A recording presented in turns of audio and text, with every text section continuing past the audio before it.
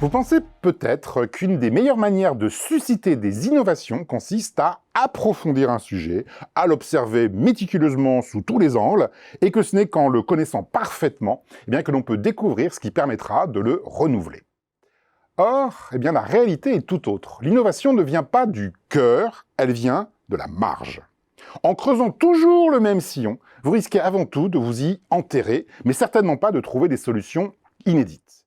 La plupart des innovations sont des greffes, des hybridations, des métissages. Et c'est de la confrontation de différents points de vue que naissent les idées nouvelles. Et c'est en combinant plusieurs produits ou démarches existantes que vous pouvez faire apparaître de véritables innovations. Si vous vous spécialisez dans une seule discipline ou une seule compétence, vous pourrez peut-être la parfaire et l'optimiser. Mais il vous sera difficile de vraiment la changer. Le pire ennemi de l'innovation, c'est la spécialisation.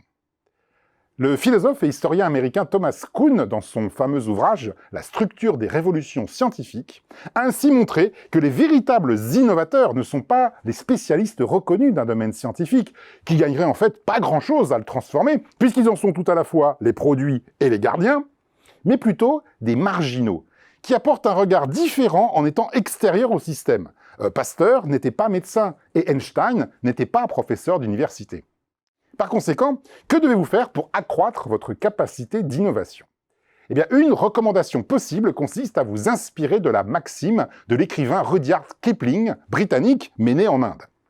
Qui ne connaît que l'Angleterre ne connaît pas l'Angleterre. Faites tout votre possible pour être exposé à des disciplines que vous ne connaissez pas. Lisez des livres sur des sujets qui vous sont étrangers. Voyagez dans des pays dont la culture vous est inconnue. Discutez avec des experts de domaines que vous ignorez. Cela vous permettra d'être doublement innovant. D'un côté, votre regard neuf et décalé vous donnera peut-être la possibilité de repérer dans ce que vous découvrirez des particularités qui passent inaperçues aux yeux de celles et ceux dont c'est le quotidien, au point que vous pourrez éventuellement leur proposer des innovations qui leur échappaient. Rappelez-vous de cette petite fable instructive. Un passant qui marche au bord d'une rivière voit un poisson qui sort la tête de l'eau et lui demande « Est-ce que l'eau est bonne ?» Étonné, le poisson lui répond « De l'eau ? Mais quelle eau ?» Et oui, si vous baignez toujours dans le même milieu, vous finissez par oublier qu'il existe. Deuxièmement, en vous forçant à explorer des terrains qui vous sont inconnus, vous y repérerez peut-être des idées, des pratiques et des solutions que vous pourrez importer dans votre propre domaine. C'est cette transposition qui sera féconde bien plus que l'approfondissement de votre expertise. Alors au total, pour innover, vous devez vous confronter à l'inconnu et aux différences, et le meilleur conseil que l'on peut donner à un aspirant innovateur se résume à une simple phrase. Vous voulez innover ? Allez voir ailleurs.